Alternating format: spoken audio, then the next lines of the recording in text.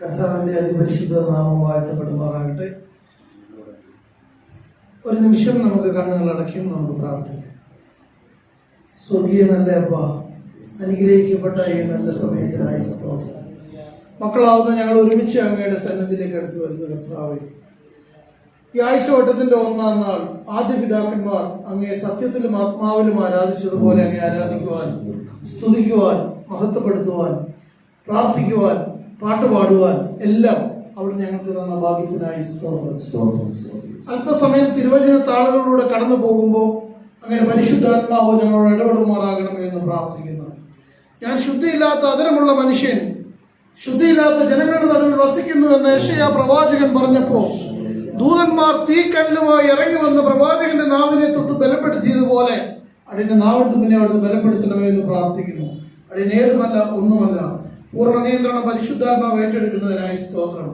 എല്ലാ മാനവും മഹത്വവും അങ്ങേക്ക് യേശു കർത്താവിൻ വിലയേറിയ നാമത്തിൽ താഴ്മയോട് അപേക്ഷിക്കുമ്പോൾ ദയവുണ്ടായി കേൾക്കണം. സ്വർഗീയ നല്ല പിതാവേ, ഹല്ലേലൂയ.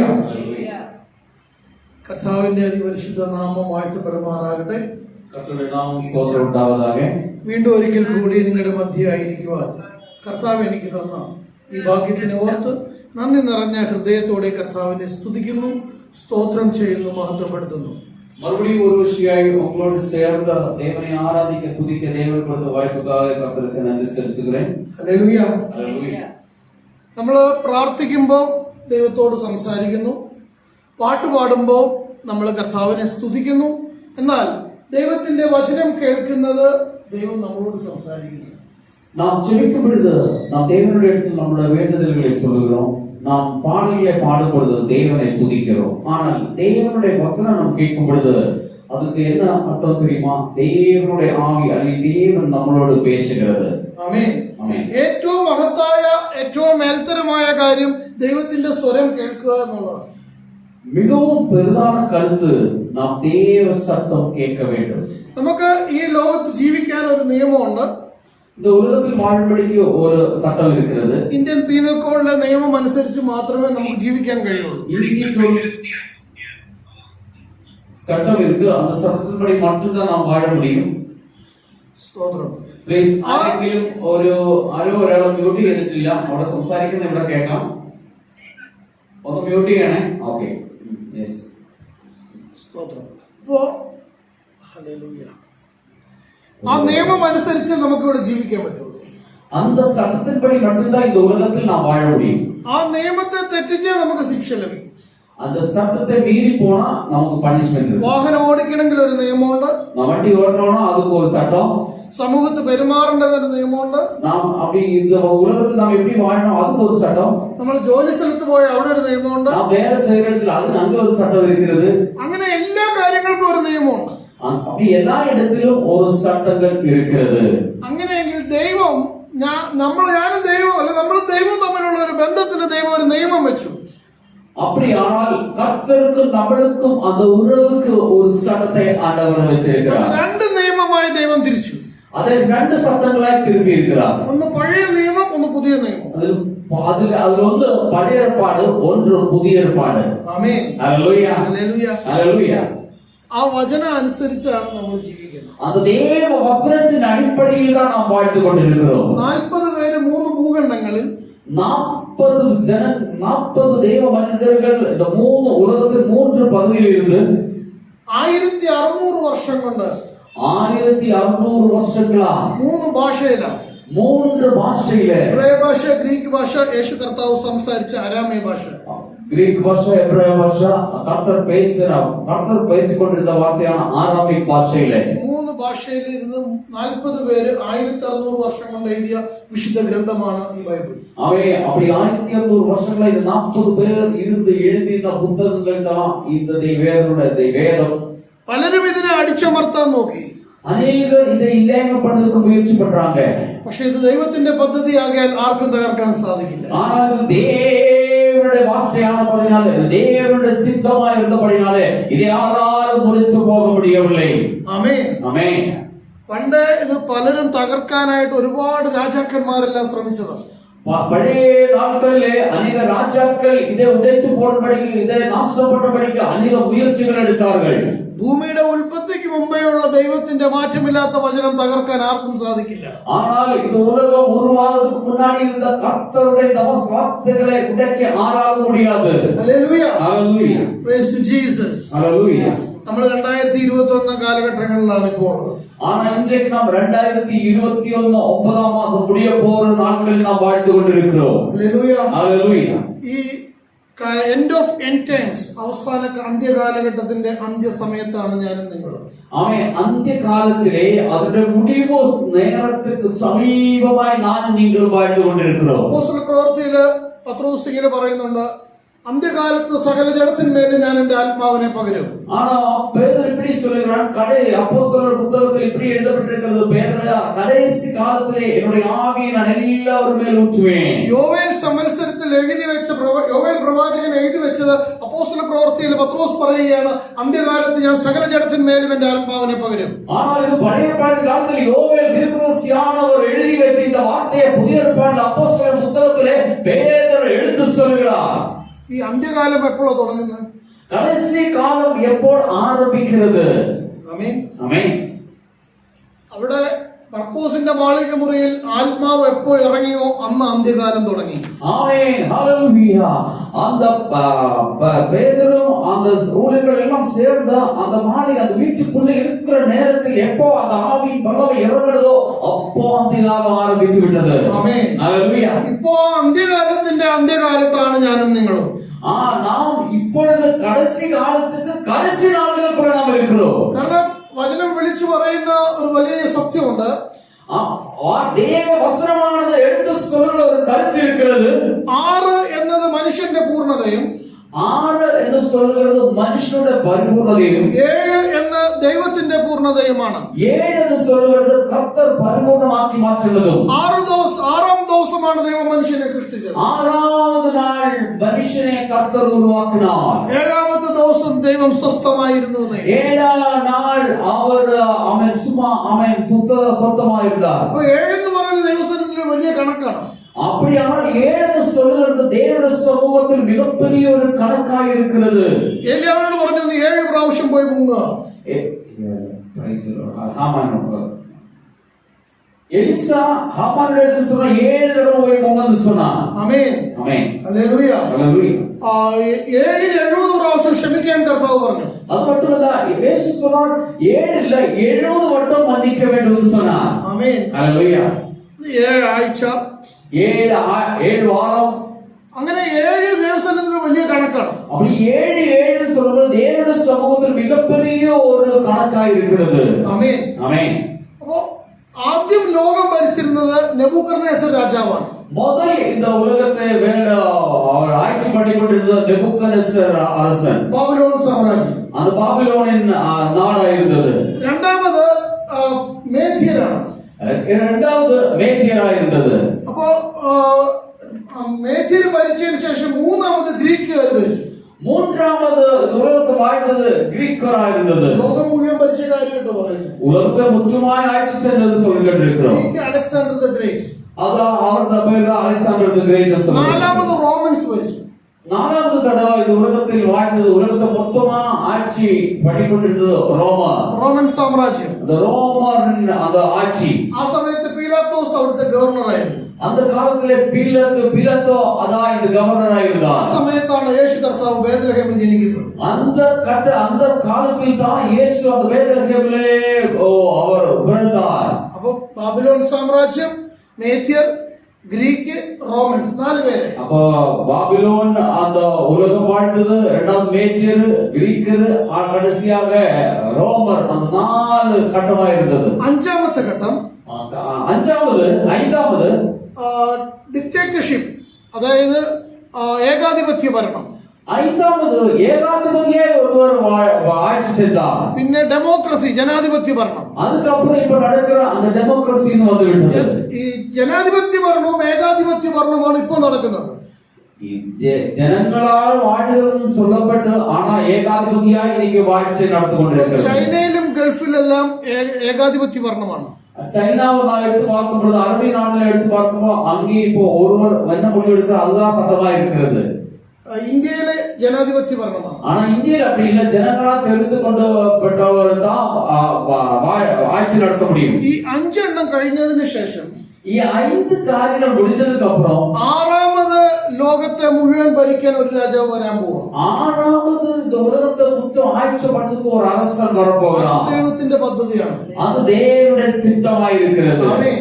അപ്പോൾ 6ാമത് ഒരാൾ ഭരിക്കാൻ വരണമെങ്കിൽ 6ാമது தடவை ஒருவர் இந்த உலகத்தை ஆட்சி பண்றதுக்கு வரணுமானால், ഇപ്പൊ ഇന്ത്യയിൽ ഒരു രാജാവ് ഒരാൾ എഴുന്നേറ്റിട്ട് ഞാൻ ലോകത്തെ ഭരിക്കാൻ പോവാന്ന് പറഞ്ഞാൽ അമേരിക്കയും റഷ്യയും സമ്മതിക്കത്തില്ല. அப்ப இந்தியாவில் ஒருவர் எழுந்து நான் தான் உலகத்தை ஆட்சி பண்ணி போறதுன்னு சொன்னால் ரஷ்யாவோ அமெரிக்காவோ அதை ஒத்துக்க மாட்டாங்க. ഇപ്പൊ ചൈനയിൽ നിന്ന് ഒരാൾ എഴുന്നേറ്റ് കഴിഞ്ഞാൽ നമ്മൾ ആരും സമ്മതിക്കത്തില്ല. ஆனா சீனாவில் இருந்து ஒருவர் எழுப்புறதா இருந்தாலும் நம்ம யாரும் ஒத்துக்க மாட்டோம். അപ്പൊ അങ്ങനെ വരണമെങ്കിൽ ലോകത്തൊരു വലിയ പ്രശ്നം ഉണ്ടെങ്കിൽ മാത്രമേ ഒരാൾ രാജാവായി വരത്തുള്ളൂ. அப்படி ஆனால் இந்த உலகத்துல ஒரு பெரிய சட்ட ஒரு பிரச்சனை நடந்தா தான் ஒருவர் எழுப்ப முடியும். അതെന്താണ് പ്രശ്നം നമുക്ക് നോക്കാം. அதுதான் என்ன பிரச்சனை தான் நாம இன்னைக்கு பார்க்க போறோம். സങ്കീർത്തനം 148 சங்கீதம் 148 അതിന്റെ 8ാം വാക്യം വായിച്ചു. அதனுடைய 8ஆம் வசனம் வாசிங்க. சங்கீதம் 148:8.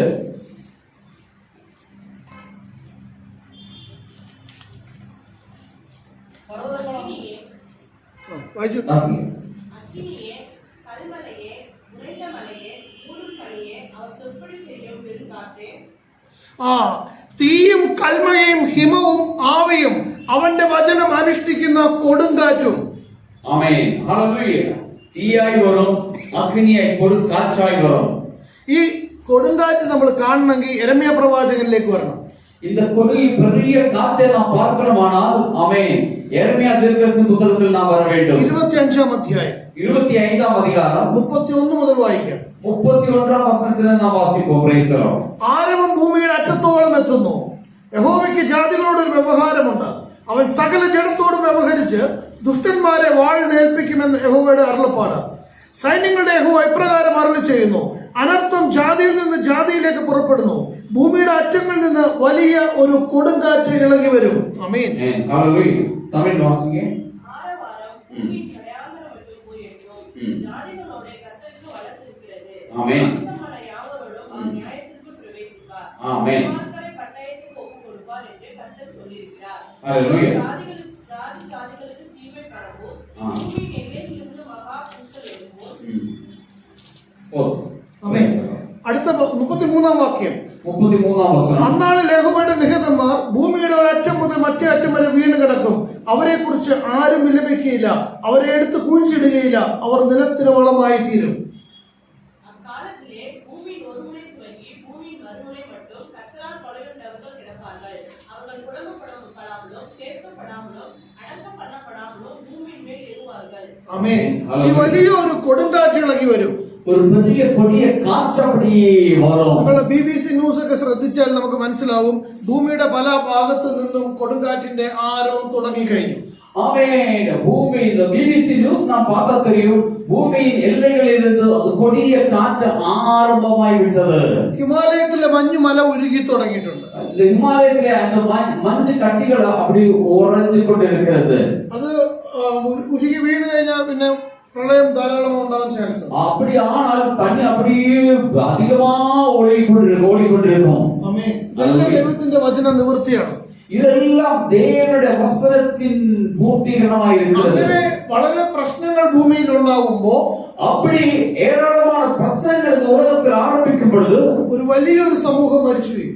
அப்படி ஒரு கூட்டம் திரளான ஜனங்கள் உயிர் விட்டு மாற்றப்படுவார்கள். പ്രളയം, ഭൂകമ്പം, സുനാമി, ഇങ്ങനെ കൊടുങ്കാറ്റ് ഇതെല്ലാം വരും. சுனாமி வரும், பூமி அதிர்ச்சி வரும், தண்ணீரால் பாதிக்கப்பட்ட ஏராளமானவர் இறந்து போய் விடுவார்கள். ഇങ്ങനെ ഭൂമിക്ക് നിലനിൽപ്പില്ലാത്ത പ്രശ്നങ്ങൾ ഉണ്ടായി വരുമ്പോ ഒരു രാജാവ് അവിടെ എഴുന്നേറ്റ് വരും. அப்படி நிக்க முடியாத சூழ்நிலை உலகத்துக்கு வரும்பொழுது ஒரு அரசன் எழும்பி வருவான். അത് ദാൻ ഗോത്രത്തിൽ നിന്നാണ് എന്ന് ദൈവത്തിന്റെ വചനം പഠിപ്പിക്കുന്നുണ്ട്. தேவ வசனம் சொல்லப்படுகிறது 12 கோத்திரத்திலே தான் கோத்திரத்திலிருந்து ஒருவர் எழும்பி வருவான்னு சொல்லப்படுகிறது. வேத வசனம் சொல்லப்படுகிறது. പുസ്തകം ஆதியாகமம் 49ാം അധ്യായം 49ஆம் அதிகாரம் 16, 17, 18 വാക്യം വായിക്കാം. 16, 17, 18 வசனங்கள் வாசிப்போம். நான் ஆ. இஸ்ரவேல் கோத்திரங்கள் ஒரு கோத்திரமாகி தன் ஜனத்தை நியாயம் விசாரிப்பான். நான் குதிரைகள் ஏறி வருவான். மண்ணாந்து உண்ணும்படியாய் அதை குதிகாலை கடிக்கிறதுக்கு வழியில் கிடக்கிற சர்ப்பத்தை போலவும் பாதையில் இருக்கிற விடியனை போலவும் இருப்பான். கர்த்தாவே, உம்முடைய இரட்சிப்புக்கு காத்திருக்கிறேன். ആമേൻ. താൻ ഏതൊരു ഇസ്രായേൽ ഗോത്രവും പോലെ സ്വജനത്തിന് ന്യായപാലനം ചെയ്യും. താൻ വഴിയിൽ ഒരു പാമ്പും പാതയിൽ ഒരു സർപ്പവുമാകുന്നു. അവൻ കുതിരയുടെ കുതികാൽ കടിക്കും. പുറത്തു കയറിയവൻ മലർന്നു വീഴും. ദാൻ വഴി ഒരു പാമ്പ് വരുന്നോട് എഴുതിയിട്ടുണ്ട്. അതെ, താൻ വഴിയിൽ ഒരു പാമ്പും പാതയിൽ ഒരു സർപ്പവുമാകുന്നു. അത് നമ്മള് ഈ ദാൻ വഴി വരുന്ന ആ പാമ്പ് അതാണ് അന്തിക്രിസ്തു. അവ அந்த பாதையில் வருகிற அந்த பாம்பு தான் അന്തിക്രിസ്തുവാ வருகிறார். അപ്പൊ അടുത്ത യാക്കോബ് പറയുവാണ്, യഹോവേ ഞാൻ നിന്റെ രക്ഷയ്ക്കായി കാത്തിരിക്കുന്നു. കർത്താവിന്റെ രക്ഷയ്ക്കായി ഞാൻ കാത്തിരിക്കുന്നത് യാക്കോബ് சொல்கிறார். ഹല്ലേലൂയ. ഹല്ലേലൂയ. ഇതും ദൈവം ഈ പ്രാർത്ഥനയും കേൾക്കുന്ന ഒരു സമയമുണ്ട്. കർത്താവ് இந்த ஜெபத்தையும் கேட்கிற ஒரு நாட்கள் சமயமா இருக்கிறது. നമ്മുടെ വിഷയത്തിലേക്ക് വരാം. നാം பேசுகிற நம்ம செய்திக்குள்ள நாம் கடந்து வருவோம். അപ്പൊ ഈ അഞ്ചാമത്തത് ഡിക്റ്റേറ്റർഷിപ്പും ഡെമോക്രസിയുമാണ്. ഡിക്റ്റേറ്റർഷിപ്പും ഡെമോക്രസിയും ஐந்தாவது ആഴ്ച. അതാണ് ഇപ്പൊ നടന്നുകൊണ്ടിരിക്കുന്നത്. അതുപോലെ നാം ഇപ്പോൾ வாழ்ந்துകൊണ്ടിരിக்கிறோம். അടുത്ത വരാൻ പോകുന്നത് അന്തിക്രിസ്തുവിന്റെ കാലമാണ്. അടുത്ത് വരപ്പോകുന്നത് അന്തിക്രിസ്തുവിൻ കാലമായി இருக்கிறது. അത് ആറാമത്തെ ഭരണം. അത് ആറാമത് കാലമായി இருக்கிறது ആഴ്ച. ഈ ആറാമത്തെ അന്തിക്രിസ്തു വെളിപ്പെടുന്നതിന് മുമ്പ് നമ്മുടെ കർത്താവ് വാനമേഘങ്ങൾ വരും. ஆனால் இந்த ஆன்டிகிறிஸ்து வருவதற்கு முன்னாடி வானமேகங்களிலே നമ്മുടെ കർത്താവ് വരുവാർ. നമുക്ക് തെസ്സലോനിക്ക ലേഖനം നോക്കാം. 2 തെസ്സലോനി 2-ാം അധ്യായം 2-ാം അധികാരം അതിന്റെ 4-ാം വാക്യം മുതൽ. അത് 4-ാം വചനത്തിൽ നിന്ന് വാസിപ്പോ. അവൻ ദൈവാലയത്തിൽ ഇരുന്നു കൊണ്ട് ദൈവമെന്ന് നടിച്ച് ദൈവമെന്നോ പൂജാവിഷയം എന്ന പേരുള്ള സകലത്തിനും മീതെ തന്നെത്താൻ ഉയർത്തുന്ന എതിരാളി അത്രേ. നിങ്ങളോടുകൂടെ ഇരിക്കുമ്പോൾ തന്നെ ഞാനിത് നിങ്ങളോട് പറഞ്ഞു എന്ന് ഓർമ്മിപ്പിക്കുന്നുവല്ലോ. ഓർക്കുന്നില്ലയോ? അവൻ സമയത്തിന് മുമ്പേ വെളിപ്പെടാതിരിക്കേണ്ടതിന് ഇപ്പോൾ തടുക്കുന്നവൻ എന്ത് എന്ന് നിങ്ങൾ അറിയുന്നു. സമയത്തിന് മുമ്പ് വെളിപ്പെടുന്നവൻ ഇപ്പോൾ തടുക്കുന്നത് എന്താ നിങ്ങൾ അറിയുന്നു. എന്താണ് തടുക്കുന്നത്? അടുത്ത വാക്യം, അധർമ്മത്തിന്റെ വർമ്മം ഇപ്പോഴേ വ്യാപരിക്കുന്നുണ്ട്. ഇതുവരെ തടുക്കുന്നവൻ വഴിയിൽ നിന്ന് നീങ്ങി പോകുക മാത്രം വേണം. ആമേൻ. ആരാണ് വഴിയിൽ തടുക്കുന്നത്? യാർ വഴിയിൽ തടുക്കുന്നത്? ആരാണ്? യാർ നമ്മളെ തടുത്തു നിർത്തുന്നത്? നമ്മുടെ പാതയിൽ യാർ തടയാനിരിക്കുന്നത്? പറയേ, തെറ്റിക്കോട്ടെ. சொல்லுங்க, தவறானது பரவாயில்ல, சொல்லுங்க. ആരാണ് വഴിയിൽ തടയുന്നത്? ദൈവത്തെ കാട്ടി ഉയർത്തുന്നവനാണോ നമുക്ക് തടസ്സമായി? ഇപ്പോ അധർമ്മമൂർത്തിയുടെ പ്രത്യക്ഷത വരുന്നു. ഓക്കെ, അവനെ വഴിയിൽ ഒരുത്തം തടയുവാണ്. ആ തടയുന്നവൻ ഇവിടുന്ന് പോകുമ്പോഴാണ് അധർമ്മമൂർത്തി വെളിപ്പെട്ട് വരുന്നത്. അധർമ്മമൂർത്തി എന്ന് പറയുന്നത് അന്തിക്രിസ്തു. അന്തിക്രിസ്തു വെളിപ്പെട്ട് വരണമെങ്കിൽ ഇവിടെ തടയുന്ന ഒരുത്തൻ മാറണം. ആരാണ് തടയുന്നത്? தடப்படுறவன் யாரு? அப்போ அது தடை நீங்களதான் ஆன்டிகிறிஸ்து வர முடியும். ஆமென். அப்ப யார் தடுக்கிறது? ആരാ തടുക്കുന്നത്? പറഞ്ഞോ, சொல்லுங்க சொல்லுங்க. Hallelujah. Price the Lord. Hallelujah. Praise God. ആരാണ് തടുക്കുന്നത്? ദൈവമക്കളെ, സഭ. ആമേൻ. എന്റെയും നിങ്ങളുടെയും പ്രാർത്ഥനയാണ് അവൻ വരാതിരിക്കുന്നത്. ஆமென். நானும் நீங்கள் ஜெபிக்கிற ஜெபங்கள் தான் ஆன்டிகிறிஸ்துக்கு வரதுக்கு தடை, ஆன்டிகிறிஸ்து வரதுக்கு தடையாய் நிற்கிறது. വാനമേഘങ്ങൾ വന്ന സഭ ഇവിടുന്ന് എടുക്കപ്പെടുമ്പോൾ ആന്റിക്രൈസ്റ്റ് വരും. ആമേൻ. ആദരാകിയ കർത്തർ വാനമേഘത്തിൽ വെളിപ്പെട്ട് വരുമ്പോൾ സഭയാണത് എടുക്കപ്പെടും. അത് സഭയാണത് എടുക്കപ്പെടുന്നത്. അപ്പോഴാണ് അത് ആന്റിക്രിസ്തുവാണ് ഉലകത്തേക്ക് ഇറങ്ങി വരുവാൻ. അതാണ് 8-ാം വാക്യം പറയുന്നത്. അപ്പോൾ അധർമ്മമൂർത്തി വെളിപ്പെട്ട് വരും. അപ്പോ சொல்லப்பட்டிருக்கிறது அப்பொழுது அந்த അധർമ്മമൂർത്തി. അത് തമിഴ് പഠിക്ക. 7-ാം വാക്യം തൊട്ട് 7 വാസിക്കുക. அக்கிரமத்தின் ரகசியம் இப்பொழுதே கிரியை செய்கிறது. ஆனாலும் கடைசி கிரம் நடுவிலிருந்து நீக்கப்படும் முன்னே அது வெளிப்படாது. நீக்கப்படும் போது அந்த அக்கிரமத்தில் வெளிப்படுகிறவன் அவனை கர்த்தர் தம்முடைய வாயின் சுவாசத்தினாலே அழித்து தம்முடைய வருகையின் பிரயாசத்தினாலே நாசம் பண்ணுவார். ആമേൻ. Yes, praise the Lord. അപ്പോ അധർമ്മമൂർത്തി വെളിപ്പെട്ട് വരും. അവനെ കർത്താവ് യേശു തന്റെ വായിലെ ശ്വാസത്താൽ ഒടുക്കി തന്റെ പ്രത്യക്ഷയുടെ പ്രഭാവത്താൽ നശിപ്പിക്കും. ഓക്കെ, അപ്പോ ഇത് അപ്പൊ അപ്പൊ നമ്മുടെ സഭ ഇവിടുന്ന് എടുക്കപ്പെട്ട് കഴിയുമ്പോ நம்முடைய சபையானது எடுக்கப்பட்டதற்கு அப்புறமா ആന്റി ക്രൈസ്റ്റ് പ്രത്യക്ഷപ്പെടും. அந்த அந்தி கிறிஸ்துவானவன் இறங்கி வருவான். അത് ദാൻ ഗോത്രത്തിൽ നിന്ന് വരും. அது தான் கோத்திரத்தில் இருந்து வரும். നമുക്ക് ഒന്നും കൂടെ വെളിപ്പാട് പുസ്തകം 7-ാം അധ്യായത്തിലേക്ക് വരാം. நாம் வெளிப்படுத்தல் புத்தகத்திலே 7-ஆம் அதிகாரத்தில் நாம் வாசிப்போம்.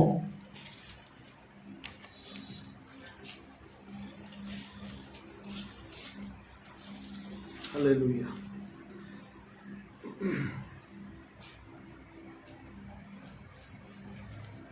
അതിന്റെ 5-ാം വാക്യം മുതൽ യഹൂദ ഗോത്രത്തിൽ മുദ്രയേറ്റവർ 12,000. ரூபன் கோத்திரத்தில் 12,000.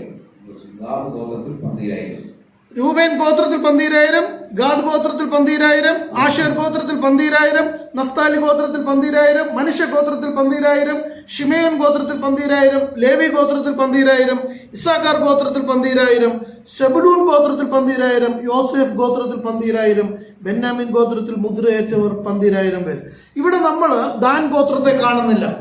ஆமா, இந்த இடத்தில் நாம் பார்க்கும் பொழுது 12 கோத்திரம் இருக்கிறதுல 11 கோத்திரங்களை தான் நாம் பார்க்கிறோம். 12வது அந்த 12th அந்த தான் கோத்திரம் என்று சொல்லப்படுகிறது இதில் பார்க்கவில்லை. ഹല്ലേലൂയ. ഹല്ലേലൂയ. ദൈവമക്കളെ വളരെ ശ്രദ്ധയോടെ തന്നെ ഇരിക്കണം. വളരെ ഗൗരവമായി இருக்க வேண்டும். ഈ ദാൻ ഗോത്രത്തിന് പകരമായിട്ട് ഇവിടെ വേറൊരു ഗോത്രത്തെ കയറ്റിയിരിക്കുകയാണ്. தான் கோத்திரத்துக்கு பதிலாக வேறொரு கோத்திரத்தை இதுக்குள்ள சேர்க்கப்பட்டிருக்கிறது. അപ്പോ ഈ 12 ഗുണം 12,000 ആണ് 1,44,000 പേര്. அப்போ 12 into 12 தான் 1,42,000 சொல்லப்பட்டிருக்கிறது. ഈ 1,00,000 ചിലരുടെ പ്രസംഗിക്കുന്നത് ഈ 1,44,000 പേര് ഞങ്ങൾ മാത്രമേ ഉള്ളൂ, ഞങ്ങൾ മാത്രമേ പോകുള്ളൂ എന്നൊക്കെ പ്രസംഗിക്കുന്നവരുണ്ട്. ஆனா ஒரு சிலருக்கு பிரசங்கம் பண்றது இந்த 1,46,000 சொல்லப்படுகிறது.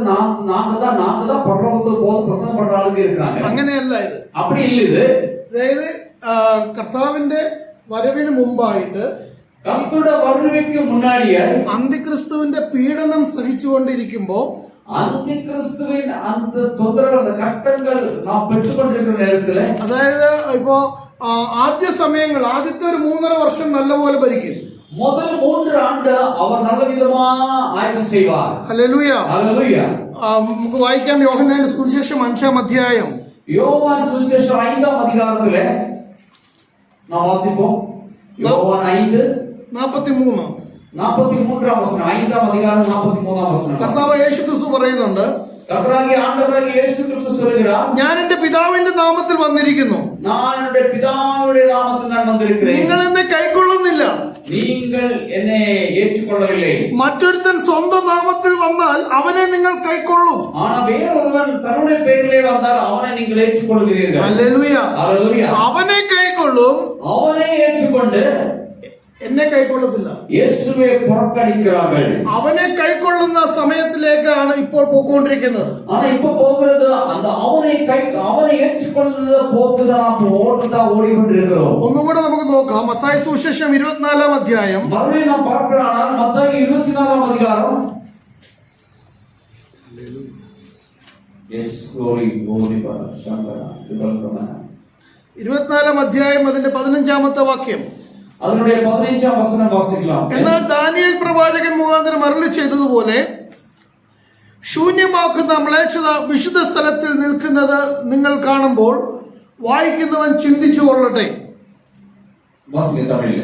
மேலும் நாலாமுத்திர அருவருப்பை குறித்து தானியேல் தீர்க்கதரிசி சொல்லியிருக்கிறானே, வாசிக்கிறவன் சிந்திக்க கடவன். நீங்கள் அதை பரிசுத்த ஸ்தலத்தில் நிற்க காணீர்கள். അതായത് യെരുശലേം പള്ളിയിൽ ഇവനൊരു ബിംബം നാട്ടും. அவன் இவன் எருசலேம் தேவாலயத்திலே ஒரு விக்கிரகத்தை நிற்க வைப்பான். എന്നിട്ട് ആ ബിംബത്തെ ആരാധിക്കാൻ പറയും. அதுக்கப்புறமா இவன் சொல்லுகிறது அந்த விக்கிரகத்தை நீங்க எல்லாரும் ஆராதிக்க வேண்டும், நமஸ்காரம் பண்ண வேண்டும். ആ സമയത്താണ് அந்த நாளிலே സെക്കര്യാവ് 12:10 വായിച്ച്. செக்கரியா தீர்க்கதரிசி புத்தகம் 12-ஆம் அதிகாரம் 10-ஆம் வசனம். செக்கரியா 12-ஆம் அதிகாரம் 10-ஆம் வசனம்.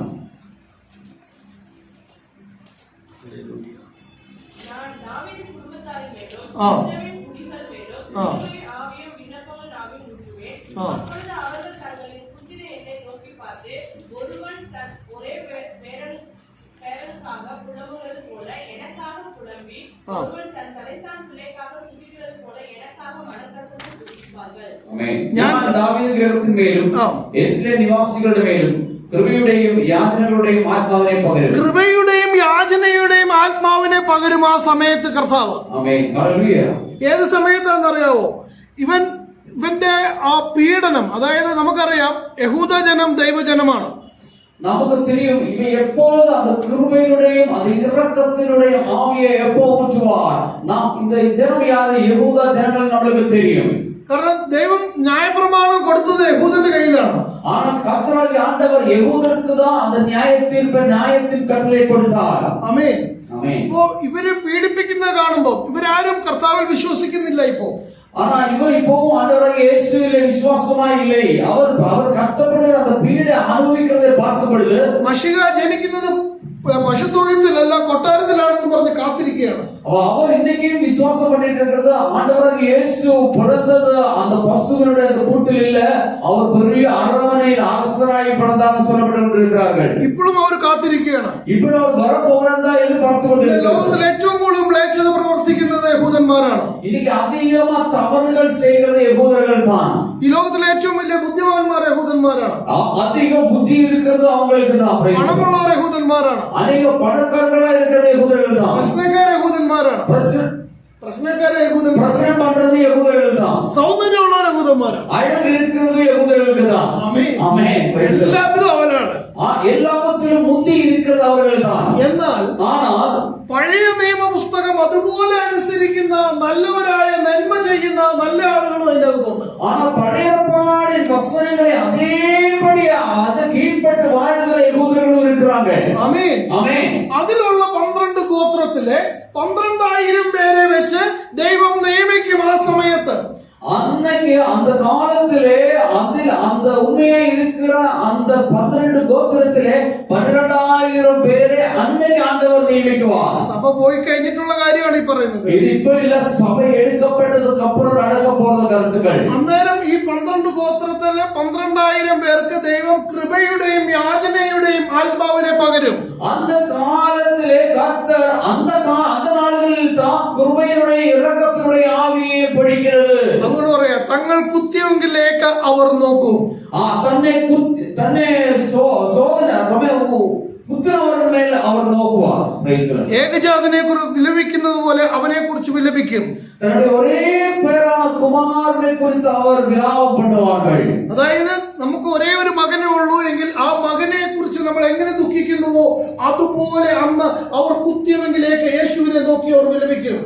அதாவது அன்னைக்கு ஒரு பிள்ளை இருக்கு, அந்த பிள்ளை எழுந்து போனால் அவனுக்கு எவ்வளவு மன கஷ்டமா இருக்கும், வேதனையா இருக்கு. அதே போல இயேசுவே அவள் மேல் குத்தினது அவர் அன்றைக்கு அவர் வேதனைப்படுவார்கள், துக்கப்படுவார்கள். അവൻ സ്വന്തത്തിലേക്ക് വന്നു, സ്വന്തക്കാരോ അവനെ കൈക്കൊണ്ടില്ല. அவன் சொந்தமானவருக்குள்ள வந்தோம், ஆனால் சொந்தமானவர் அவரை கைக்கொள்ளவில்லை. സ്വന്തക്കാർ കൈക്കൊള്ളാത്തത് കൊണ്ടാണ് എനിക്കും നിങ്ങൾക്കും ആ ഭാഗ്യം ലഭിച്ചത്. அந்த சொந்தமானவர் ஏற்றுக்கொள்ளாதபடினால எனக்கும் உங்களுக்கும் அந்த இயேசு ஏற்றுக்கொள்ள முடிந்தது. ഹല്ലേലൂയ. ഹല്ലേലൂയ. ദൈവമക്കളെ സ്തോത്രം. ഈ 3.5 വർഷം കഴിഞ്ഞ് അവന്റെ പീഡനം ആരംഭിക്കുന്ന സമയത്ത് முதல் 3 வருஷம் அவர் நல்ல ஆட்சி நடத்தி இரண்டாவது கர்த்தர் பிரச்சனத்தினுடைய அந்த ஆட்சி ஆரம்பிக்கும் பொழுது ഹല്ലേലൂയ. ഹല്ലേലൂയ. യെരമ്യാ പ്രവാചകന്റെ പുസ്തകം 30-ാം അധ്യായത്തിന്റെ 7-ാം വാക്യം ഒന്ന് വായിച്ചു. യെരമ്യാ தீர்க்கதரிசியின் புத்தகம் 30-ஆம் அதிகாரம் 7-ஆம் வசனம். യെരമ്യാ 30:7. Praise the Lord. ஹalleluya. ஐயோ, அந்த நாள் பெரியது. அதைப் போல இந்த நாளானது, அது யாக்கோபுக்கு இக்கட்டு காலம். ஆனாலும் அவன் அதற்கு நீங்களாகி ரட்சிக்கப்படுவான். நாள் போல வேற ഇല്ലാதവണ്ണം അത് വലുതായിരിക്കുന്നു. കഷ്ടം അത് യാക്കോബിന് കഷ്ടകാലം തന്നെ. എങ്കിലും അവൻ അതിൽ നിന്ന് രക്ഷിക്കപ്പെടും. ഓ ഹല്ലേലൂയ. എങ്കിലും അവൻ അതിൽ നിന്ന് രക്ഷിക്കപ്പെടും. ആനാലും അതിൽ നിന്ന് അവൻ രക്ഷപ്പെടുവാൻ. അത് ട്രിബുലേഷൻ ടൈമിലെ കാര്യമാണ് ഇവിടെ പറയുന്നത്. അത് அந்த நாட்களிலே காலத்துல சொல்லப்பட்டிருக்கிறது. ഇനി വെളിപ്പാട് പുസ്തകം 12-ലേക്ക് വരാം. மறுபடியும் நம்ம வெளிப்படுத்தல் புத்தகத்திலே 12-ஆம் அதிகாரத்தில் நாம் திரும்பி வருவோம். 11 വായിക്കാം. 13-ஆம் வசனத்தில் நாம் வாசிப்போம். 12-ஆம் அதிகாரம் 13-ஆம் வசனத்தில் நாம் வாசிப்போம். வலு சர்ப்பமானது தன் பூமியிலே தள்ளப்பட்டதை அறிந்து அந்த ஆண் பிள்ளையை பெற்ற ஸ்திரியை துன்பப்படுத்தியது. ഈ ആൺപിള്ളയെ പെറ്റ സ്ത്രീ എന്ന് പറഞ്ഞാൽ എന്താ? തന്നെ ഭൂമിയിലേക്ക് തള്ളിക്കളഞ്ഞെന്ന് മഹാസർപ്പം കണ്ടിട്ട് ആൺകുട്ടിയെ പ്രസവിച്ച സ്ത്രീയെ ഉപദ്രവിച്ചു തുടങ്ങി. സ്ത്രീ എന്ന് പറയുന്നത് ഇസ്രായേലാണ്. அப்ப இந்த ஸ்திரீ என்று சொல்லப்படுகிறது யாரை குறித்து சொல்றது? தாய். அது இஸ்ரவேலை குறிக்கிறது. ഹല്ലേലൂയ. ஹல்லேலூயா. അടുത്ത പറയാണ്, അപ്പോൾ സ്ത്രീക്ക് മരുഭൂമിയിൽ തന്റെ സ്വസ്ഥതയിലേക്ക് പറന്നു പോകേണ്ടതിന് വലിയ കഴുകന്റെ 2 ചിറക് ലഭിച്ചു. അവിടെ അവളെ സർപ്പത്തോട് അകലെ ഒരു കാലവും ഇരുകാലവും അരക്കാലവും പോറ്റി രക്ഷിച്ചു. ഈ ഒരു കാലവും ഇരുകാലവും അരക്കാലവും എന്ന് പറഞ്ഞാൽ 3.5 വർഷമാണ്. அப்ப இந்த அந்த வசனம் வாசிங்க, 13 வசனம் வாசி, 14 வசனம் வாசிங்க. ஸ்திரீயானவள் இந்த பாம்பின் முகத்திற்கு விலகி ஒரு காலமும் காலங்களும் அரைக்காலமாக போஷிக்கப்படத்தக்கதாய் வனாந்திரத்தில் உள்ள தன் இடத்திற்கு பறந்து போகும்படி பெரும் கழுகின் 2 சிறகுகள் அவளுக்கு கொடுக்கப்பட்டது. அப்பொழுது அந்த ஸ்திரீயை வெள்ளம் கொண்டு போகும் படிப்புக்கு பாம்பானது தன் வாயிலிருந்து ஒரு நதி போன்ற வெள்ளத்தை அவளுக்கு பின்னாக ஊற்றிவிட்டது. ஒரு காலமும் இரு காலமும் அரைக்காலവും சொல்லப்படுகிறது இந்த 3.5 വർഷം தான். ആമേൻ. ആമേൻ. അപ്പോ ഈ 3.5 വർഷക്കാലം കർത്താവ് ഇത് കഴിയുമ്പോൾ ഇവരുടെ കണ്ണുനീർ കണ്ട് ഇവരുടെ പ്രാർത്ഥന കേട്ട് കർത്താവ് ഇവരെ രക്ഷിക്കാൻ വേണ്ടി കർത്താവ് വരും. அப்போ இவருடைய கண்ணீரை பார்த்து இவருடைய கஷ்டங்கள் பார்த்து அவரை ரட்சிக்கும்படிக்காய் ஆண்டவர் இறங்கி வருவார். ആ കൂടെ ഈ മണവാട്ടി സഭയും കർത്താവിന്റെ കൂടെ ഉണ്ടാവും. அந்த நாட்களிலே இந்த சபையான இந்த மணவாட்டியை சேர்த்துக்கொள்ள ஆண்டவர் வருவார். പിന്നീട് 7ാമത്തെ ഭരണം കർത്താവായ യേശു ക്രിസ്തു 1000 വർഷം ഭൂമിയെ ഭരിക്കും. 7வது ഈ மனுடைய அந்த பூர்த்தீகரமான ஒரு ஆட்சி இருக்கிறது. அது 1000 ஆண்டு இயேசுவோடு கூட வாழுகிற ஒரு வாழ்க்கை. ആ സമയത്ത് മനുഷ്യന്റെ ആയുസ്സിനെ കുറിച്ച് യെശയ്യാവ് പറയുന്നുണ്ട്. அந்த நாட்களில் மனுஷனுடைய ஆயுசை குறித்து யெசையா சொல்கிறான். യെശയ്യാവ് 65ാമത്തെ അധ്യായം 22ാമത്തെ വാക്യം. 65ஆம் அதிகாரம் 25ஆம் வசனம். 22ஆம் வசனம். அவர் கட்டுகிறதும் வேறொருவர்கள் குடியிருக்கிறதும் அவர்கள் நாட்டுகிறதும் வேறொருவர் கண்பூசிக்கிறதுமாயிருப்பதில்லை. ஏனெனில் உச்சத்தின் நாட்களைப் போல என் ஜனங்கள் நாட்களாய் இருக்கும். நான் தெரிந்து கொண்டவர்கள் தங்கள் கைகளின் கிரியைகளை വൃക്ഷത്തിന്റെ ആയുസ് പോലെയാകും ആയുസ് ആ സമയത്ത്. ജനത്തിന്റെ ആയുസ് വൃക്ഷത്തിന്റെ ആയുസ് പോലെയാകും. 900-1000 വർഷം ഉള്ള മരങ്ങളുണ്ട്. 900-1000 வருஷங்கள் பழக்கம் இருக்கிற மரங்கள் இருக்கிறது. അതുപോലെ ആയിരിക്കും മനുഷ്യന്റെ ആയുസ്. അതേപോലെ ഒരു മനുഷ്യന്റെ ആയുസ് அந்த നാൾകളിൽ இருக்கும். ദൈവത്തിനൊന്നും അസാധ്യമല്ല. தேவனாலே அசாத்தியமானதொன்றும் இல்ல. പലരും മരിക്കാൻ ആഗ്രഹിക്കും, മരിക്കാൻ പറ്റത്തില്ല. ஆனா சிலவங்க நினைப்பாங்க சத்து போகணும், வாழ்க்கை வேண்டாம்னு யோசிக்கலாம். ഹല്ലേലൂയ. ஹல்லேலூயா. അങ്ങനെ 7ാമത്തെ ഭരണം വീണ്ടും യേശു ക്രിസ്തു ഭരിക്കും. அப்படி 7வது ஆட்சி கர்த்தராகிய இயேசு இந்த உலகத்தை ஆட்சி செய்வார். അതും കഴിഞ്ഞിട്ടാണ് ന്യായവിധി കിടക്കുന്നത്. அதுக்கப்புறம் தான் நியாய தீர்ப்பு. ഹല്ലേലൂയ. ஹல்லேலூயா. ഹല്ലേലൂയ. ஹல்லேலூயா. അത് കഴിയും. അതാണ് നമ്മൾ മത്തായി സുവിശേഷത്തിലേക്ക് വരാം. அதுதான் மத்தாயியுடைய அந்த புத்தகத்தில் நாம் வருவோம். மத்தாயியும் ഇങ്ങനെ വചനമായിട്ട് പഠിക്കണം. இது நம்ம இப்படி வசனம் வசனமாய் எடுத்து படிக்க வேண்டும். അപ്പോൾ നമുക്ക് കേൾക്കുന്നത് മിகவும் എല്ലാം എഴുതിയിട്ടുണ്ട് പരിശുദ്ധാത്മാവിന്. പക്ഷെ അത് അവിടെ ഇവിടെ എഴുതിയിരിക്കുന്നതിന് പരിശുദ്ധാത്മാവ് തന്നെ നമുക്ക് കാണിച്ചു തരണം. ஆமென். இந்த பைபிள்ல ஆதியாகமத்திலிருந்து வெளிப்படுத்தல் வரை அங்கே இங்கேயே எழுதப்பட்டிருக்கிறது. நாம் சேர்த்து கனெக்ட் பண்ணி படிச்சா தான் நமக்கு உற்சாகமா இருக்கும். ഇത് പഠിപ്പിക്കുന്നതിന് പകരമായിട്ട് இது சொல்லிக் கொடுக்கிறதுக்கு பதிலாയി നീ ഗൾഫിൽ പോവും, അമേരിക്കയിൽ പോവും, இதுக்கு பதிலாയി നീ ദുബായിക്ക് പോവും, നീ യുഎസ്എ പോവും, നീ കാനഡ പോവും, നിനക്ക് രോഗസൗഖ്യം വന്നിരിക്കുകയാണ്, உனக்கு வியாதி விடுதலை இருக்கு, അതെ ഇന്നാ പിടിച്ചോ പരിശുദ്ധാത്മാവ്. இதா பரிசுத்தாவி வருகிறது, நீங்க ஏற்றுக்கொள்ளுங்கன்னு சொல்றது. ഹല്ലേലൂയ. ஹல்லேலூயா. ജനത്തെ വഞ്ചിക്കുന്ന കള്ളപ്രവാചകന്മാർ, ജനങ്ങളെ വഞ്ചിക്കുന്ന കള്ള ദീർഘദർശികൾ ഇങ്ങനെ നോക്കിയിരിക്കാം. ഏതെങ്കിലും ഒരു ബുദ്ധിമുട്ട് പ്രയാസം പറയുമ്പോൾ ആരെങ്കിലും ഒരു ഉറക്കെ സ്തോത്രം പറഞ്ഞാൽ പിന്നെ അവന്റെ മേലായി ദൂത് മുഴുവൻ. அவங்க இப்படி உத்து பார்த்து கொண்டிருப்பார்கள். அந்த ஜனம் கூட்டத்தின் நடுவே யார் உற்சாகமா தேவனை துதிக்கிறோமோ, தேவனை ஆராதிக்கிறோமோ அவரை மற்றும் அவருடைய மேலதான் அவருடைய கண்ணா இருக்கும். ദൈവമക്കളെ, നന്മയും കരുണയും ആയുഷ്കാലം ഒക്കെയും നിന്നെ പിന്തുടരുന്നു. ஆமென். நன்மையும் கிருபையும் உன்னை தொடரும். Price the Lord. നീ അതിനെ പിന്തുടരാൻ പോകണം. நாம் அதை தேடி போக தேவையில்லை. നമ്മൾ വെളിച്ചമാകുന്ന യേശുവിലേക്ക് നോക്കി നടന്നാൽ മാത്രം മതി. நாம் அந்த ஒளியான இயேசுவை பார்த்து நாம் போனால் போதும். നമുക്ക് വേണ്ടതെല്ലാം അതിന്റെ പുറകെ പോരും. நமக்கு தேவையானது நம்மளை தேடி வரும். ഹല്ലേലൂയ. ஹல்லேலூயா. മത്തായി സുവിശേഷം 4-ാം അധ്യായം மத்தேயு 4ஆம் அதிகாரத்திலே 23-ാം വാക്യം. 23ஆம் வசனம். மத்தேயு 4:23. ஆமென். പിന്നെ യേശു ഗലീലയിലൊക്കെയും ചുറ്റി സഞ്ചരിച്ചുകൊണ്ട് അവരുടെ പള്ളികളിൽ ഉപദേശിക്കുകയും രാജ്യത്തിന്റെ സുവിശേഷം പ്രസംഗിക്കുകയും ജനത്തിലുള്ള സകല ദീനത്തെയും ഈ രാജ്യത്തിന്റെ സുവിശേഷം കർത്താവ് പ്രസംഗിച്ചു എന്നോട് പറയുന്നു. முதல் அங்க சொல்லப்பட்டிருக்கு, முதல்ல அந்த ராஜ்யத்தின் சுவிசேஷத்தை முதல் அவர் சொன்னார். ഈ രാജ്യത്തിന്റെ സുവിശേഷം എന്തായിരിക്കും കർത്താവ് പറഞ്ഞേ? அந்த ராஜ்யத்தின் சுவிசேஷத்தை என்னதான் கர்த்தர் சொன்னார்? നമ്മളിന്ന് സുവിശേഷം പറയുന്നത് കാൽവറിയുടെ കൊലമരത്തിൽ കർത്താവ് എന്റെയും നിങ്ങളുടെ പാപത്തിനായിട്ട് യാഗമായി, അതിനാൽ നമുക്കൊരു വിടുതലുണ്ട്, കർത്താവ് ഉയർത്തെഴുന്നേറ്റ് ജീവിക്കുന്നതിനാൽ നമുക്കും ഒരു ജീവിതമുണ്ട് നിത്യതയിൽ. ഇതാണ് നമ്മുടെ സുവിശേഷം. நாம் சொல்லுகிற சுவிசேஷம் கர்த்தராகிய ஆண்டவர் இந்த கல்வாரி சிலுவையில் அழிக்கப்பட்டு அவர் உயிர்த்தெழுந்து இன்றைக்கு நமக்காய் வாழ்கிறார், நம்முடைய எல்லா கஷ்டங்கள் இக்கட்டாளர்கள் நம்மை மீட்டுக் கொள்வார், அவரால் தான் முடியும் தான் நம்ம சுவிசேஷமா சொல்லுகிறோம். അപ്പോസ്തലന്മാർ പറയുന്നു, ഞങ്ങൾ ക്രൂശിക്കപ്പെട്ട യേശുവിനെ പ്രസംഗിക്കുന്നു. அப்போஸ்தலர்கள் சொல்றாங்க, நாங்களோ அந்த சிலுவையில் அழிக்கப்பட்ட இயேசுவை பிரசங்கப்படுகிறோம். ആമേൻ. ஆமென். ഹല്ലേലൂയ. ஹல்லேலூயா. എന്നാൽ യേശു കർത്താവ് ഇവിടെ എന്ത് സുവിശേഷമായിരിക്കും പറഞ്ഞു? அப்போ அப்படி ஆனால் இயேசு இங்கே என்ன சுவிசேஷத்தை சொன்னார்? എന്തായിരിക്കും പറഞ്ഞേ? என்ன சொன்னார்? என்ன சொல்லியிருப்பார்? തെറ്റിക്കോട്ടെ, தவறானது சொல்லுங்க, தைரியமா சொல்லுங்க. ഹല്ലേലൂയ. ஹல்லேலூயா. 24 അധ്യായം മത്തായി സുവിശേഷം 24 വരാം. மத்தாയി அந்த 24 அதிகாரத்தில் நாம் வருவோம். 25. ஆமா, 25 அதிகாரம். മത്തായി സുവിശേഷം 25 അധ്യായം 25 அதிகாரம் 31 കൊണ്ടൊരു വായിക്കാം. 30. அன்றியும் மனுஷகுமாரன் தமது மகிமை பொருந்தினவராய் சகல பரிசுத்த தூதரோடு கூட வரும்போது தமது மகிமையுள்ள சிங்காசனத்தின் மேல் வீற்றிருக்கிறார். ഹല്ലേലൂയ. മനുഷ്യപുത്രൻ തന്റെ തേജസ്സോടെ സകല വിശുദ്ധ ദൂതന്മാരുമായി വരുമ്പോൾ അവൻ തന്റെ തേജസ്സിന്റെ സിംഹാസനത്തിലിരിക്കും. மனுஷன், ஆமென், ஹல்லேலூயா. அவன் மனுபுத்திரன் இறங்கி வரும்போது அவர் வல்லமைக்குள்ளே இருப்பார். ആമേൻ. ஹல்லேலூயா. ഹല്ലേലൂയ. ஹல்லேலூயா. നമ്മൾ ഇവിടുന്ന് തേജസ്സിലാട്ടോ എടുക്കപ്പെടുന്നത്. நாம் போறது தேவனுடைய வல்லமைக்குள்ளதான் நாம் எடுக்கப்பட போகிறோம். നക്ഷത്രങ്ങളുടെ തേജസ് വ്യത്യാസം, ചന്ദ്രന്റെ വ്യത്യാസം, സൂര്യന്റെ വ്യത്യാസം, ഇങ്ങനെ കൊരിന്ത്യ ലേഖനത്തിൽ ഒരുപാട് തേജസ്സിനെ കുറിച്ച് പറയുന്നുണ്ട്. എന്നാൽ നമ്മുടെ തേജസ് ഇരിക്കുന്നത് നമ്മുടെ വിശുദ്ധിയിലും നമ്മുടെ കർത്താവിനോടുള്ള ആ സ്നേഹത്തിലും ഒക്കെയാണ് ആ തേജസ് ഇരിക്കുന്നത്. சந்திரனுடைய அந்த வல்லமை சொல்றது இல்ல, ஸ்டார்ஸ் எப்படி ஒளி கொடுக்கிறது அதெல்லாம் இல்ல. ஆனா நம்முடைய அந்த ஒளி என்று சொல்லுகிறது நம்ம பரிசுத்தமா தேவனுக்காய் தேவனுடைய ராஜ்யத்தில் வாழ்படிக்க நம்மளை ஆயத்தப்படுத்துவதுக்குள்ளதான் அந்த ஒளிமயமானது இருக்கிறது. ആമേൻ. ஹல்லேலூயா. 32 മുതൽ വായിക്കാം. 32 സകല ജാതികളെയും അവന്റെ മുമ്പിൽ കൂട്ടും. வாசிங்க. அப்பொழுது சகல ஜனங்களும் அவருக்கு முன்பாக சேர்க்கப்படுவார்கள். ஆமா. மேய்ப்பனானவன் செம்மறியாட்டுகளையும் வெள்ளாட்டுகளையும் வெவ்வேறாக பிரிக்கிறது போல அவர்களை அவர் பிரித்து செம்மறியாட்டுகளை தமது வலது பக்கத்திலும் வெள்ளாட்டுகளை தமது இடது பக்கத்திலும் நிறுத்துவார். அப்பொழுது ராஜா தமது வலது பக்கத்தில் இருப்பவரை பார்த்து, வாருங்கள், என் பிதாவினால் ஆசீர்வதிக்கப்பட்டவர்களே, உலகம் உண்டானது முதல் உங்களுக்காக ஆயத்தப்படப்பட்டிருக்கிற ராஜ்யத்தை சுதந்தரித்துக் கொள்ளுங்கள். பசியாய் இருந்தேன், எனக்காக போஜனம் கொடுத்தீர்கள், தாகமாய் இருந்தேன், என் தாகத்தை தீர்த்தீர்கள். മതി മതി മതി. போதும். praise the Lord.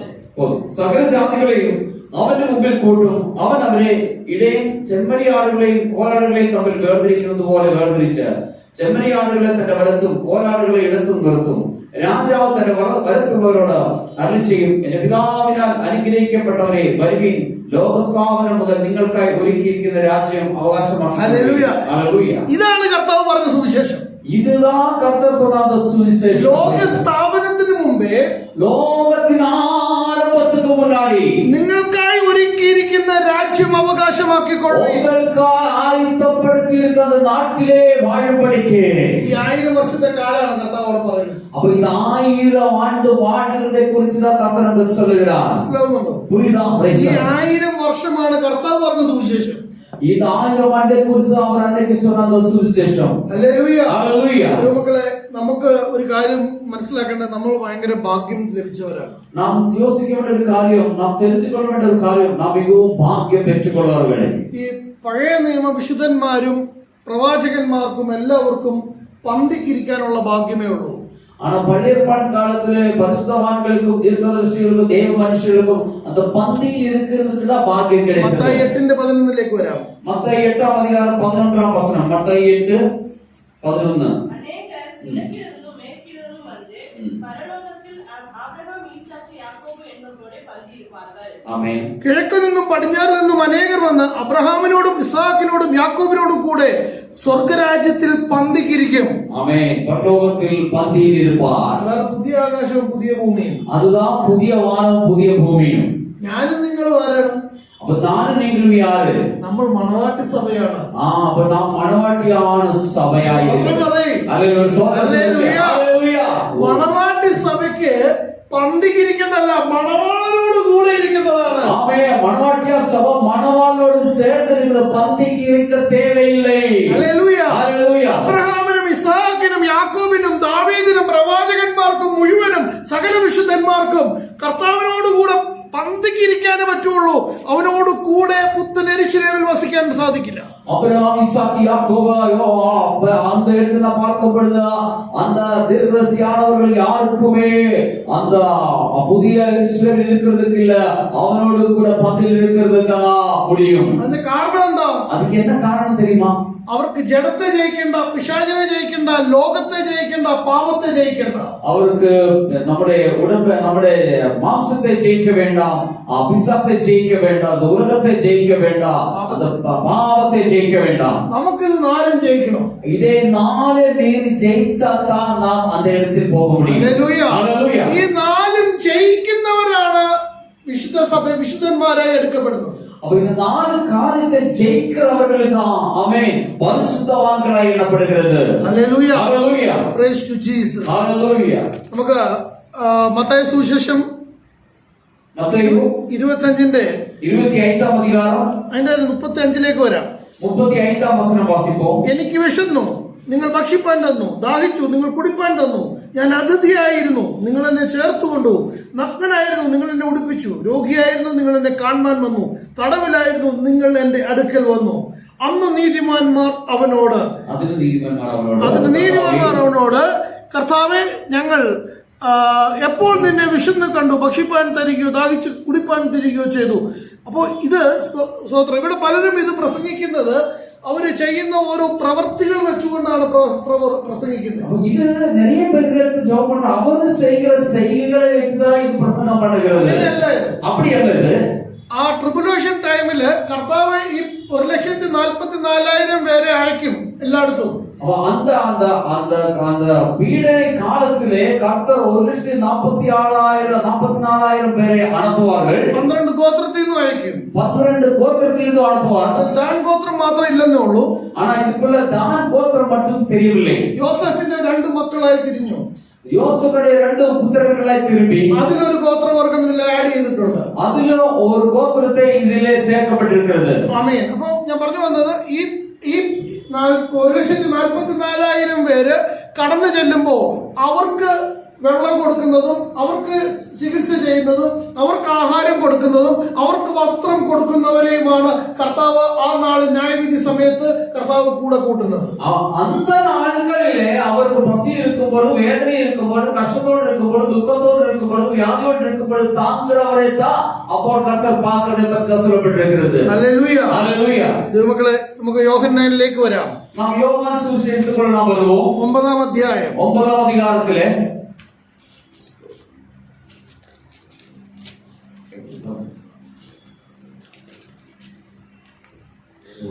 4-ാമത്തെ വാക്യം. 4-ാം വചനം വാസിക്കുക. എന്നെ അയച്ചവന്റെ പ്രവൃത്തി പകൽ ഉള്ളിടത്തോളം നാം ചെയ്യേണ്ടതാകുന്നു, ആർക്കും പ്രവർത്തിച്ചു കൂടാത്ത രാത്രി വരുന്നു. ഹല്ലേലൂയ. ഹല്ലേലൂയ. ഞാൻ ലോകത്തിലിരിക്കുമ്പോൾ ലോകത്തിന്റെ വെളിച്ചമാകുന്നു എന്ന് ഉത്തരം പറഞ്ഞു. ഇങ്ങനെ പറഞ്ഞിട്ട് അവൻ നിലത്ത് തുപ്പി തുപ്പൽ കൊണ്ട് ചേറുണ്ടാക്കി ചേറ് അവന്റെ കണ്ണിന്മേൽ പൂശി. ദൈവമക്കളെ, ഇവിടെ നമ്മൾ വായിക്കുന്നത് കർത്താവായ യേശു ക്രിസ്തു പറയുന്നു, ഒരിക്കലും പ്രവർത്തിച്ചു കൂടാൻ മേലാത്ത ഒരു രാത്രി വരുന്നു. ആർക്കും ചെയ്യക്കൂടാത്ത ഒരു രാത്രി വരപ്പോകുന്നത്. ഹല്ലേലൂയ. ഹല്ലേലൂയ. അതിലേക്കാണ് ഞാനും നിങ്ങളും വരുന്നത്. അതുകൊണ്ടുதான் നാം വന്നുകൊണ്ടിരിக்கிறோம். 24-ാം അധ്യായം മത്തായിലേക്ക് തിരിച്ചു വരാം. മത്തായി 24-ാം അധികാരത്തിലുള്ള നാം തിരുമ്പി വരുவோம். 8-ാം വാക്യം മുതൽ 8-ാം വചനം നാം വാസിക്കും പൊഴുത് ആമേൻ ഹല്ലേലൂയ. എങ്കിലും ഇതൊക്കെ ഈറ്റുനോവിന്റെ ആരംഭം അത്രേ. ഈറ്റുനോവ് എന്ന് പറഞ്ഞാൽ എന്താണ്? எப்படி தமிழ்ல எப்படி அது? இவைகளெல்லாம் வேதனைகளின் காரணம். വേദനകളിൽ കാലം. പ്രസവ വേദനയുടെ പോലെയാണ് ഈറ്റുനോവ് എന്ന് പറയുന്നത്. ഒരു കുഴந்தை പിറക്കപ്പെടുന്ന തായ് അനുഭവിക്കുന്ന വേദന പോലതാ இந்த വേദന.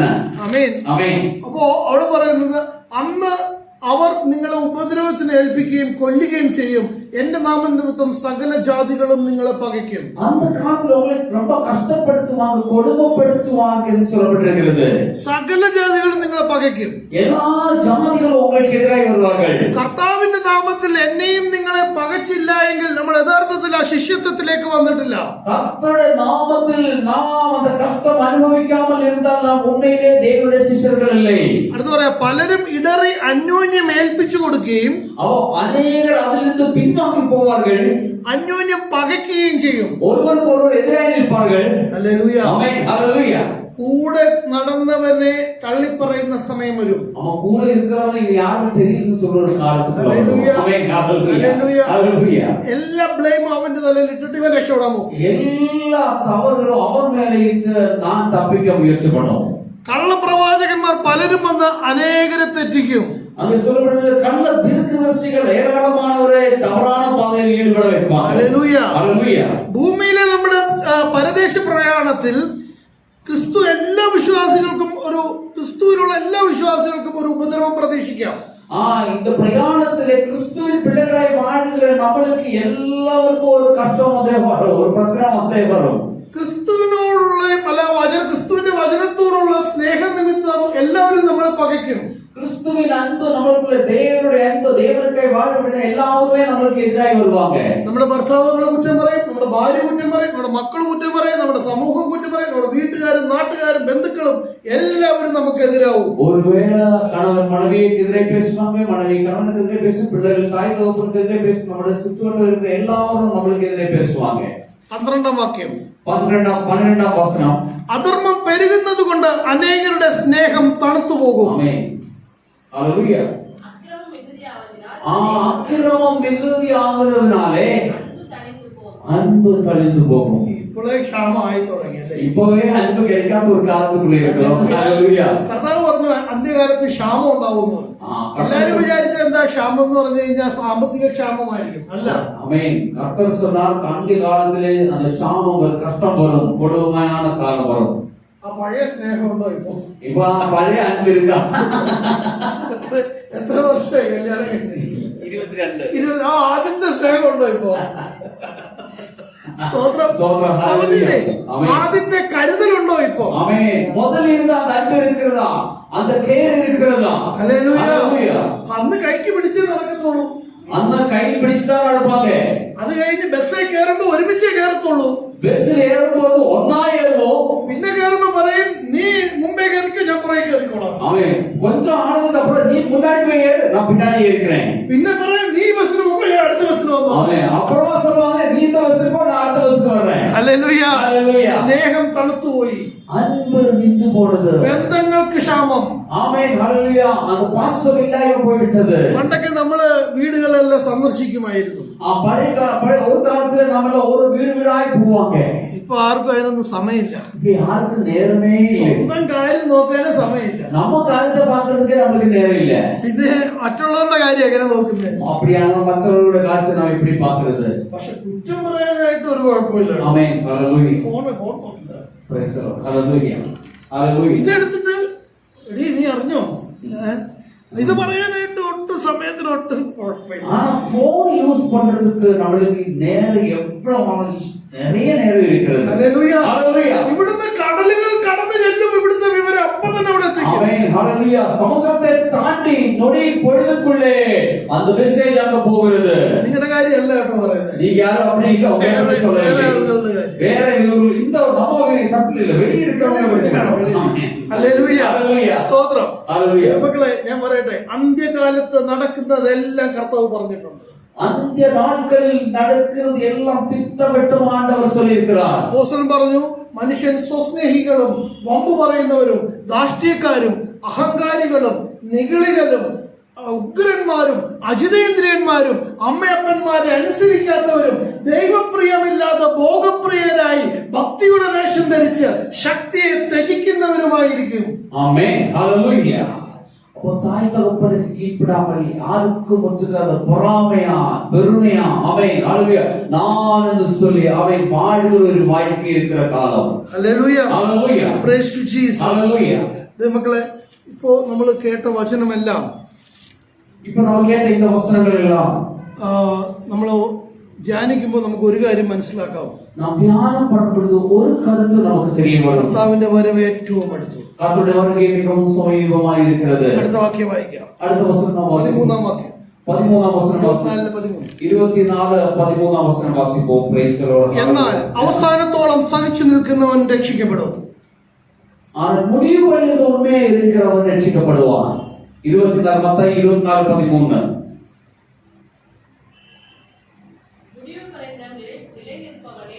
ആമേൻ. യെസ്, രക്ഷിക്കപ്പെടും. രാജ്യത്തിന്റെ ഈ സുവിശേഷം സകല ജാതികൾക്കും സാക്ഷ്യമായി ഭൂലോകത്തിലൊക്കെയും പ്രസംഗിക്കപ്പെടും.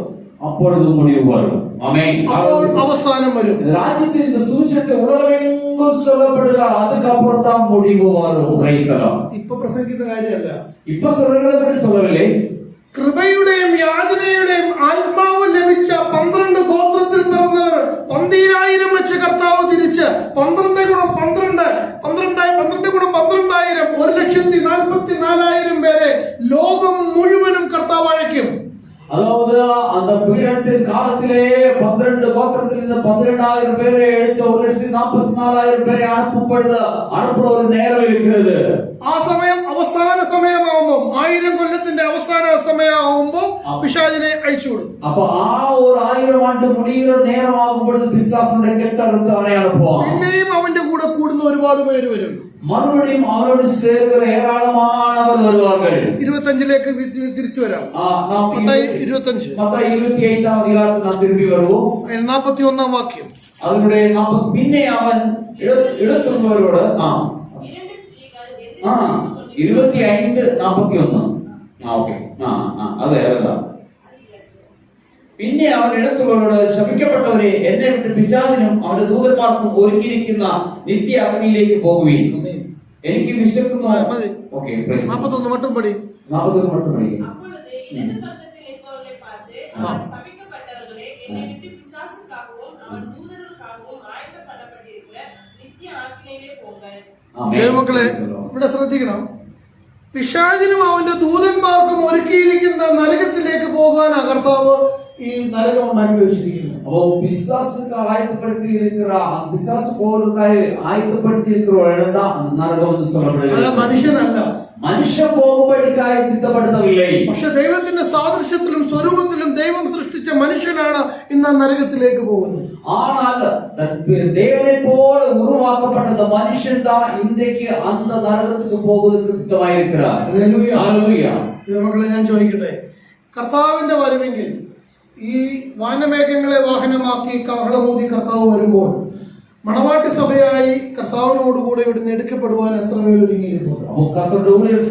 கேள்வி இதுதான். எக்கால சத்தம் ஊதும் பொழுது அந்த சத்தத்தை கேட்டு தேவனோடு கூட வாழ, தேவனுக்காய் பரிசுத்தமாய் அவரோட காத்திருக்கிறார் எத்தனை பேர் ஆயத்தமாய் இருக்கிறீர்கள்? ട്രിബുലേഷൻ ടൈം എന്ന് പറയുന്നത് ഭയങ്കര ഡേഞ്ചറാണ്. அந்த கொடூரமான ട്രിബുലേഷൻ காலம் சொல்றது மிகவும் കഠിനമായ കാലമായി இருக்கும். ഭൂമിയിലെ അല്പകാല വാസത്തിലേക്കാണ് ഞാനും നിങ്ങളും ഉള്ളത്. கொஞ்ச காலம் தான் இந்த பூமியில் நாம இருக்கிறது. அந்த காலத்தில் நாம இருக்கிறோம். ഇതില് നമ്മള് ജഡത്തിന് വേണ്ടി, ജഡം എന്ന് പറയുന്നത് പിശാചിന്റെ സന്തതിയാണ്. മാംസത്തിന് சொல்றது பிசாசுக்கு ஏதுவானது. എവിടെയാണ് ജഡം ഉടലെടുത്തത്? എവിടെയാണ് അത് മാംസം ഉടവാണ്? എവിടെയാണ്? എங்கே? പറഞ്ഞു തെറ്റിക്കട്ടെ. എங்கே சொல்லுங்க. ജഡം ഉടലെടുത്തത് എവിടെയാണ്? நம்ம உடம்பு எங்க உருவாக்கப்பட்டது? எந்த இடத்தில்? അല്ല, ഏദൻ തോട്ടത്തിലാണ്. ആമേൻ, പ്രൈസ് ദി ലോർഡ്. ആമേൻ. ഏദനില്ലേ? ആമേൻ. ഏദൻ തോട്ടത്തിൽ ആദ്യം ആദാമിനും ഹവ്വായ്ക്കും നഗ്നത മറക്കേണ്ട ആവശ്യമില്ലായിരുന്നു. ஆமா, அந்த இடத்துல அவங்க நிர்வாணியா இருந்த ஏதேன் தோட்டத்திலே ஆதாமும் ஏவாளும் நிர்வாணியா இருந்தோம். அந்த நிர்வாணியை மறக்க தேவை இல்லாமல் இருந்த ஒரு நாள். അവർ ആ തേജസ്സിലായിരുന്നു വാണിരുന്നത്. അവർ தேவ வல்லமைக்குள்ள வாழ்ந்து வந்தார்கள். എന്നാൽ സാത്താൻ പാമ്പിന്റെ രൂപേണ അവിടെ വന്ന് പിശാചാണ് പാമ്പെ പോലെ അங்க வந்து ഹവ്വായോട് ഒരു കമ്മ്യൂണിക്കേഷൻ നടത്തി. அங்க வந்து ஹவ்வாயின் இடத்தில் ஒரு பேச்சுவார்த்தை ஆரம்பித்தோம். ആന്റി ഹവ്വായൊന്നും ചോദിച്ചില്ല. அங்க வந்து நீங்க எப்படி இருக்கீங்கன்னு கேட்கல. ആന്റി നീ ആരാണെന്ന് അങ്ങോട്ടും ചോദിച്ചില്ല. நீங்க யாருன்னு கேட்கவில்லை. വന്ന ഉടനെ ചോദിച്ചത് നിങ്ങൾക്ക് ഇതിന്റെ അകത്തുള്ള എല്ലാ വൃക്ഷത്തിന്റെ ഫലം തിന്നാവോ എന്ന് ചോദിച്ചു. வந்த உடனே இதுக்குள்ள இருக்கிற எல்லாமே நீங்க புசிக்கலாமா? മക്കളെ, ഒരു പരിചയമില്ലാത്ത ഒരാൾ വന്ന് ചോദിക്കുമ്പോ നമ്മൾ ചോദിക്കും നീ ആരാണെന്ന് ചോദിക്കും. அப்போ ஒரு பழக்கம் இல்ல தெரியாத ஒரு ஆள் வந்து நம்ம இடத்துல ஒரு கேள்வி கேட்டா நம்ம முதல் கேட்கறது நீங்க யாருன்னா நம்ம கேட்போம். അവന്റെ അതൊന്നും ചോദിച്ചില്ല. ஆனா ஏவாள் அதெல்லாம் கேட்கவே இல்லை. എന്നാ ഉത്തരം കൊടുത്തതോ? ஆனா ஆன்சர் என்ன பண்ணாங்க? ഞങ്ങൾക്ക് ഈ തോട്ടത്തിന്റെ എല്ലാ വൃക്ഷത്തിന്റെ ഫലം തിന്നാം, എന്നാൽ നന്മതിന്മകളെ കുറിച്ച് അറിയാവുന്ന നടുക്ക് നിൽക്കുന്ന വൃക്ഷത്തിന്റെ ഫലം മാത്രം തിന്നാൻ പാടില്ല. ആ തിന്നുന്ന നാളിൽ നമ്മൾ മരിക്കും. ഇതൊന്നും പിശാച് ചോദിച്ചു. ஆமென். ஆனால் அவன் கேள்வி கேட்டது வந்து இவங்க பதில் சொல்றது வந்து அவன் இது இருக்கிற தோட்டத்துல எல்லாமே நாங்க பூசிக்கலாம், ஆனா இந்த தோட்டத்தின் நடுவாய் நிற்கிற அந்த மரத்தினுடைய கனியை நம்ம புசிக்க கூடாது, புசிக்கிற நாள்களில் நாம் இறந்து போய்விடும். ஆமென். அதை எல்லாமே எடுத்து சொன்னார் பிசாசுக்கு. അത് എപ്പോഴും ആ പഴം കണ്ടുകൊണ്ടായിരുന്നേ, எப்பொழுதும் அந்த கனியை பார்த்து கொண்டுதான் இருந்தாங்க. പിശാച് വന്ന് പറഞ്ഞു കഴിഞ്ഞപ്പോ பிசாசு சொன்னதுக்கு அப்புறம் അത് കാണാൻ ഭംഗിയുള്ളത്, அதை பார்க்கிறதுக்கு மிகவும் அழகா இருந்தது, ആ തിന്മാൻ നല്ലത്, புசிக்கிறதுக்கு நல்லா இருக்கும், ஞானம் പ്രാപിക്കാൻ കാമ്യമുള്ളത്, ஓ ஞானம் பெற்றுக்கொள்வதற்கு உதவும். ഹല്ലേലൂയ. ஆமென். അതുവരെ അത് മനസ്സിലായില്ല. அதுவரை அது அவங்க உணரவில்லை. അപ്പൊ പിശാചും ഔവാന്റെയും നടത്തിയ ഒരു വീഴ്ചയിലാണ് ഈ ജഡം ഉണ്ടായത്. ஆமென். அப்படியானால் அந்த பிசாசும் ஏவாளும் தம்மில் அந்த பேச்சுவார்த்தை நடத்தும்போதுதான் இந்த உடல் இல்லைன்னா இந்த சரீரம் உருவானது. അപ്പൊ അത് മേടിച്ച് ആ പറിച്ച് പുള്ളിക്കാരി തിന്നു. പൊഴുതിലെ அவங்க அந்த கனியை புசித்து കഴിഞ്ഞ നിമിഷം വരെ എന്തെങ്കിലും ഒരു പഴം കിട്ടിയാൽ തന്റെ ഭർത്താവ് വന്നിട്ട് ഭർത്താവുമായിട്ട് തിന്നത്തോളൂ. அதுக்கு முன்னாடி ஒரு காயை எடுத்தால் அவங்க கணவனோடு சேர்ந்து தான் அவங்க புசிப்பாங்க. ഇപ്പൊ ആദ്യമേ പുള്ളിക്കാരി തിന്നിട്ടാണ് അങ്ങോട്ട് കൊടുക്കുന്നത്. இப்ப என்னன்னா முதல்ல அவங்க சாப்பிட்டது மிச்சமா இருக்கிறத அவருக்கு கொடுக்க போறாங்க. ഹല്ലേലൂയ. ஹல்லேலூயா. അവിടെ സ്വയത്വം തുടങ്ങി. അവിടെ நான் എന്ന நினைப்பு வந்து விட்டது. യെശയ്യാപ്രവാചകന്റെ പുസ്തകത്തിലേക്ക് വരാം. ஏசாயா தீர்க்கதரிசி புத்தகத்துக்கு நாம் வருவோம். 14-ാം അധ്യായം 14ஆம் அதிகாரத்திலே 13-ാം വാക്യം മുതൽ 13ஆம் வசனத்திலிருந்து நாம் பார்ப்போம். 13ஆம் வசனத்திலிருந்து வானத்துக்கு ஏறுவேன், ഞാൻ സ്വർഗത്തിൽ കയറും, എന്റെ സിംഹാസനം ദൈവത്തിന്റെ നക്ഷത്രങ്ങൾ മീതെ വെക്കും, ഉത്തരദിക്കിന്റെ അതിർത്തിയിൽ സമാഗമന പർവ്വതത്തിൽ നിന്ന് ഞാൻ ഇരുന്നരുളും, ഞാൻ മേഘോന്നതങ്ങൾക്ക് മേലെ കയറും, ഞാൻ അത്യുന്നതനോട് സമമാകും എന്നല്ലോ നീ ഹൃദയത്തിൽ നോക്കിയേ. ഞാൻ എനിക്ക് എന്റെ എന്നുള്ള ചിന്ത തുടങ്ങി. நான் வானத்துக்கு ஏறுவேன், தேவனுடைய நட்சத்திரங்களுக்கு மேலாக என் சிங்காசனத்தை உயர்த்துவேன், வடபுறத்தில் உள்ள ஆராதனை கூட்டத்தின் பர்வதத்திலே வீற்றிருப்பேன் என்றும், நான் மேகங்களுக்கு மேலாக உன்னதங்கள் ஏறுவேன், உன்னதமானவருக்கு ஒப்பாவேன் என்றும் என் இருதயத்திலே சொன்னாயே. ആമേൻ. ഹല്ലേലൂയ. ഹല്ലേലൂയ. Praise to Jesus. ഹല്ലേലൂയ. അവിടെ ഞാൻ എന്നുള്ള ചിന്ത തുടങ്ങുകയാണ്. அந்த இடத்தில் நான் என்ற அந்த பாவம் வருகிறது. പിശാചാണ് അത് തുടങ്ങി വെച്ചത്. பிசாசு தான் அதை ஆரம்பித்து விட்டது. അപ്പൊ ആ കാ പറിച്ച് തിന്നതോടുകൂടി அந்த காயை புசித்ததோட ഹല്ലേലൂയ ഞാനെന്നുള്ള ചിന്ത പുള്ളിക്കാരിക്കും തുടങ്ങി. அப்போ ஞானம் அந்த பாவம் அவங்களுக்கும் வந்து விட்டது. ആ മക്കളായ എനിക്കും നിങ്ങൾക്കും തുടങ്ങി. அந்த பிள்ளைகளான நம்மளுக்கும் அந்த ஞானம் தான் அந்த நினைப்பு வந்து விட்டது. ഹല്ലേലൂയ. ஆமென். ஹல்லேலூயா. ഒരു തെങ്ങാണോ ആദ്യം ഉണ്ടായേ? தேங்காய் தான் முதல்ல வந்தது இல்ல இந்த தெங்கு மரமா முதல்ல வந்தது? കോഴിയാണോ കോഴി മുട്ടയാണോ? கோழி வந்தோமா கோழி மட்டும் வந்தோமா? നമുക്ക് പറയാൻ പറ്റത്തില്ല. നമ്മളെ சொல்ல முடியாது. ഡാർവിൻസ് തിയറി ഓഫ് എവല്യൂഷൻ പരിണാമ സിദ്ധാന്തം പറയുന്നത് ഈ ഡാർവിൻ ഒരു ഇത് சொல்லப்படுகிறது. അണുവിൽ നിന്ന് പുഴു ഉണ്ടായി, പുഴുവിൽ നിന്ന് കുരങ്ങനുണ്ടായി, കുരങ്ങിൽ നിന്ന് മനുഷ്യനുണ്ടായി. ஆமென். ஒரு அணு இருந்தது, அதுல இருந்து புழு வந்தது, புழுவில் இருந்து அப்படி வந்து குரங்காச்சு, அப்புறமா மனுஷன் வந்து விட்டது. അങ്ങനെയാണോ ഉണ്ടായത്? அப்படிதான் வந்தோமா? കുരങ്ങിന്റെയാണോ നമ്മളുണ്ടായത്? அப்படியே കുരങ്ങിന്റെ ബ്ലഡ് ആണോ നമ്മുടെ ബ്ലഡ്? നമ്മുടെ ബ്ലഡ് அந்த குரங்கனோட ബ്ലഡ് ஆமென். ஹல்லேலூயா. ആദാമിലും ഹവ്വായിൽ നിന്നും തുടങ്ങിയതാണ്. ഏദാമിലെ ആയവാളിൽ നിന്ന് ആരംഭിച്ചു വിട്ടത്. ഹല്ലേലൂയ. ഹല്ലേലൂയ. ആദാം ഷേത്തിനെ ജനിപ്പിച്ചു, ഷേത്ത് ഏനോഷിനെ ജനിപ്പിച്ചു, ഏനോഷ് കാനാനെ ജനിപ്പിച്ചു, കാനാൻ മഹലേനെ ജനിപ്പിച്ചു, മഹലേൻ യാരദിനെ ജനിപ്പിച്ചു, യാരദ് ഹാനോക്കിനെ ജനിപ്പിച്ചു, ഹാനോക്ക് മെതുശലേക്കിനെ, മെതുശലേക്ക് ലാമേക്കിനെ, ലാമേക്ക് നോഹേനെ. ആമേൻ. அப்படி ഓരോരുത്തരാ പിറന്നു വന്നു. നോഹയുടെ തലമുറയിൽ പ്രളയത്തിൽ എല്ലാവരും മരിച്ചു.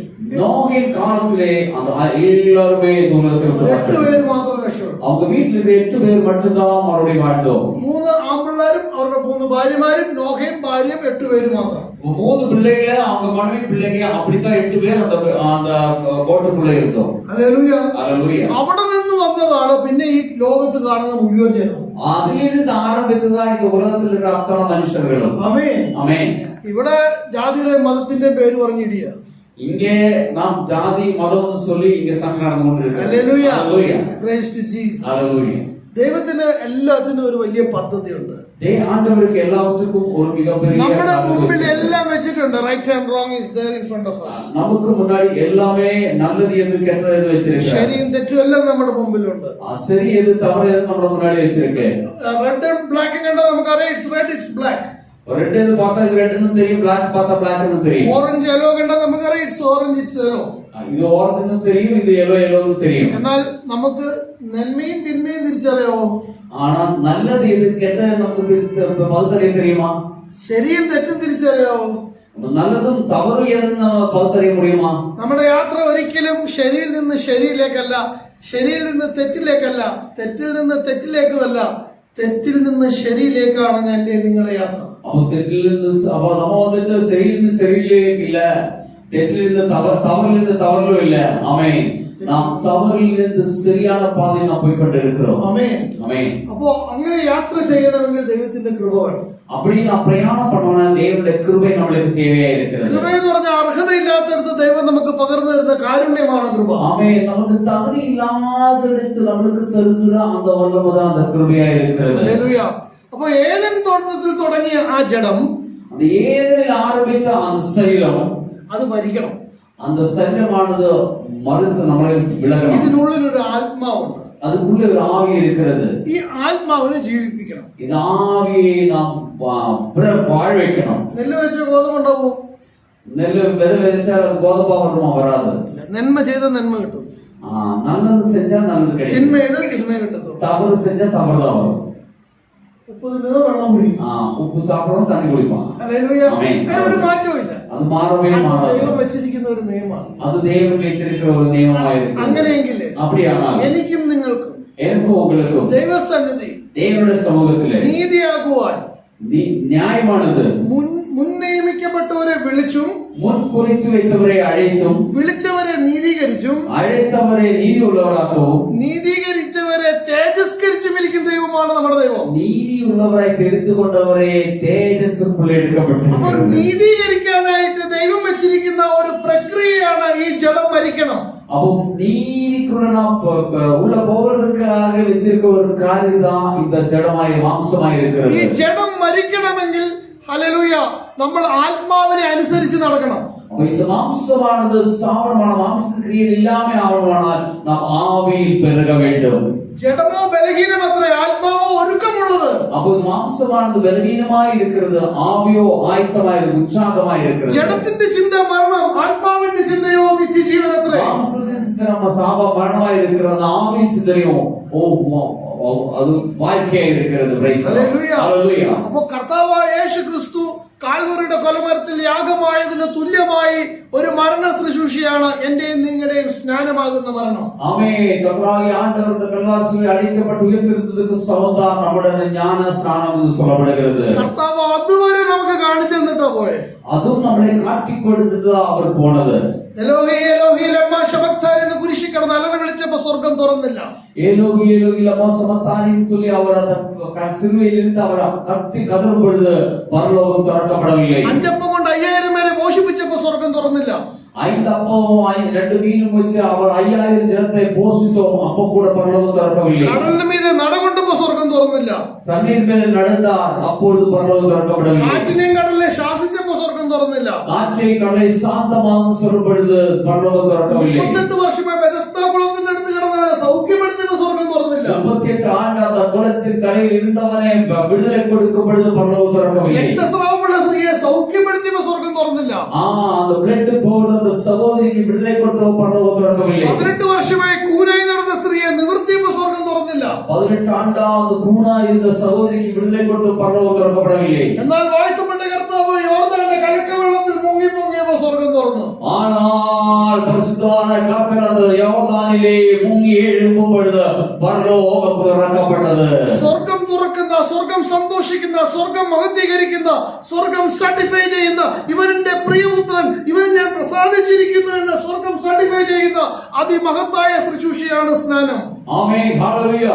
சோ பரலோகம் நமக்கு சர்டிபிகேட் கொடுக்கிறது, பரலோகம் சந்தோஷப்படுகிறது, மகிழ்ச்சியா இருக்கிறது, மேன்மை பாராட்டலோடு நேரம் தான் நமது ஞானஸ்நானம் எடுத்து வருகிறது. ഹല്ലേലൂയ. ஹalleluya. ഇത് ലൂക്കോസ് 7:30 ഒന്ന് വായിച്ചേ. ലൂക്കോസ് 7:30 പ്രൈസ് ദി ലോർഡ്. എങ്കിലും പരീക്ഷന്മാരും ന്യായശാസ്ത്രിമാരും അവനാൽ സ്നാനമേക്കാതെ ദൈവത്തിന്റെ ആലോചന വൃഥാവാക്കി കളഞ്ഞു. இன்னும் கர்த்தர் சொல்லுது, இந்த சந்ததியை யாருக்கு ஒப்பிடுவேன்? இவர்கள் யாருக்கு ஒப்பாய் இருக்கிறார்கள்? ഹല്ലേലൂയ. ഹല്ലേലൂയ. ദൈവത്തിന്റെ ആലോചന അവിടെ എഴുതിയിട്ടുണ്ട്. தேவனுடைய ஆலோசனை நமக்கு சொல்லப்பட்டிருக்கிறது. ഗ്രീക്ക് ഭാഷയിൽ ബൈബിളിൽ എഴുതിയിരിക്കുന്നത് ബൗളോ എന്നാണ്. ഗ്രീക്ക് പദത്തിലെ ബൗളോ എന്ന് BOULO. BOULO. ബൗളോയുടെ അർത്ഥം ഇറ്റ്സ് എ പ്രോജക്റ്റ്.